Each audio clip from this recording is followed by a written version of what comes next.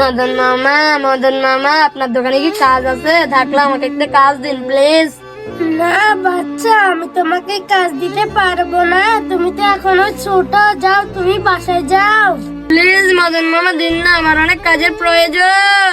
বাচ্চা, তুমি না আমার দোকানে কাজ করতে পারবা না, তোমার কাজের তো প্রয়োজন কেন আমাকে একটু বলো। মামা, আমার বাসায় আমার মা রোজা রেখেছেন, তাই আমি আপনার দোকানে কাজ করার জন্য এসেছি। সে টাকা দিয়ে আমি ইফতারি কিনবো। হ্যাঁ বাচ্চা, তোমার মা রোজা রেখেছে, এমনকি তোমার কাছে ইফতার কেনার মতো একটা টাকা নেই। আচ্ছা ঠিক আছে, তুমি আমার দোকানে কাজ করা লাগবে না। এই যে না, তোমাকে আমি এখানে 10,000 টাকা দিলাম, এই টাকা দিয়ে তুমি পুরো মাসের ইফতারটা কিনে নিও। দেখলা তো বন্ধুরা, মদন মামা অনেক ভালো, আমাকে মদন মামা অনেকগুলো টাকা দিয়েছে।